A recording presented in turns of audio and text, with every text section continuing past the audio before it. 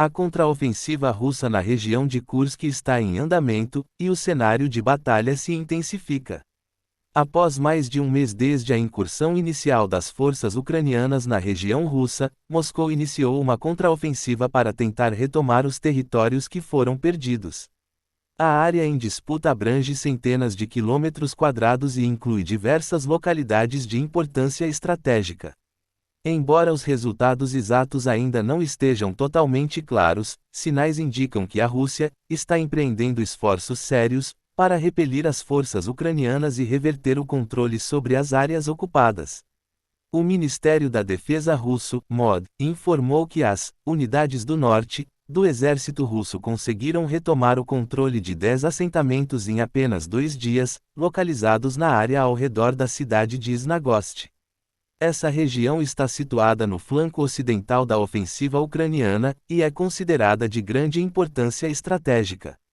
O grupo de inteligência Deep State, que monitora o conflito através de fontes abertas, confirmou que as forças russas avançaram cerca de 6 quilômetros ao sul de Korenevo, em direção a Snagost. A área de controle dinâmico, mostrada nos mapas divulgados por essa organização, indica que a Rússia fez progressos consideráveis. O território controlado pela Ucrânia é marcado em azul, enquanto as áreas contestadas são representadas em cinza. A batalha por essa região continua, e ainda não há clareza total sobre os próximos passos das forças envolvidas. O presidente ucraniano Volodymyr Zelensky reconheceu que a Rússia lançou um contra-ataque rápido, mas afirmou que, até o momento, não obteve sucesso significativo. Segundo o Kyiv Independent, Zelensky observou que os russos mobilizaram cerca de 60 mil a 70 mil soldados nessa região para intensificar suas operações. A situação em Kursk permanece incerta e bastante instável. Embora os russos tenham recuperado alguns territórios, a Ucrânia segue resistente e, em muitas áreas, conseguiu manter suas posições estratégicas.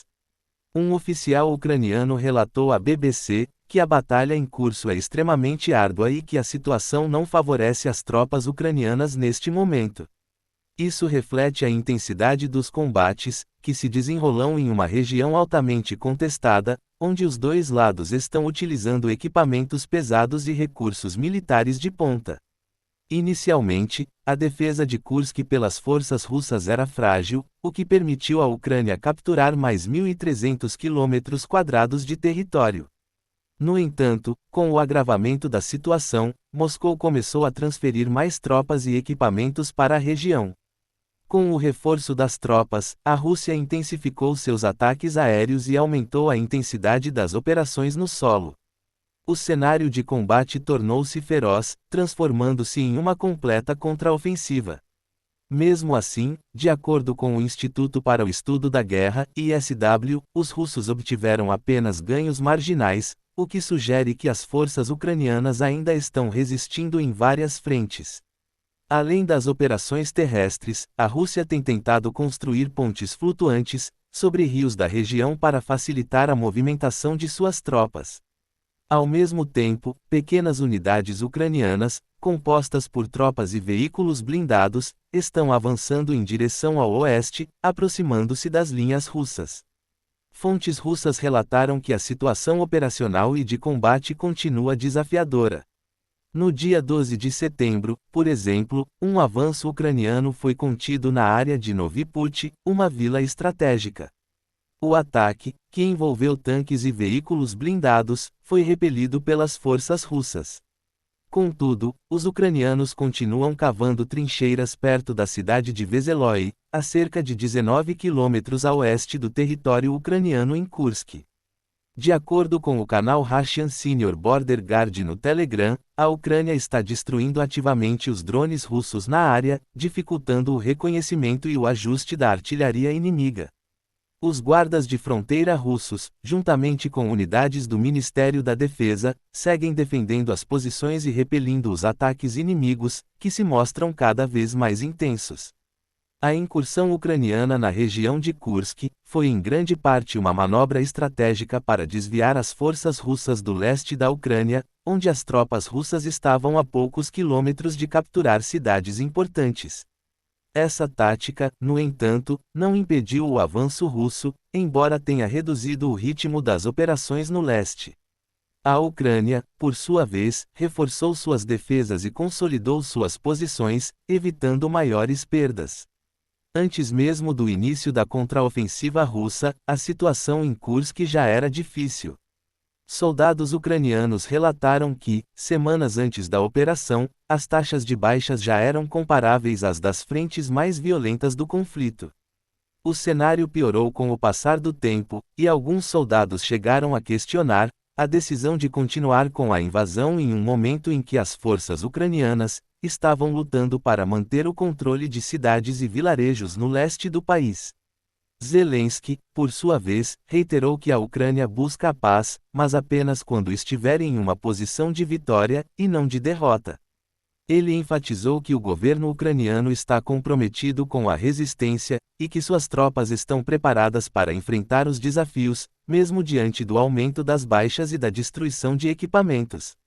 Do lado russo, o presidente Vladimir Putin emitiu uma ordem clara para suas tropas: retomar os territórios perdidos na região de Kursk até o início de outubro.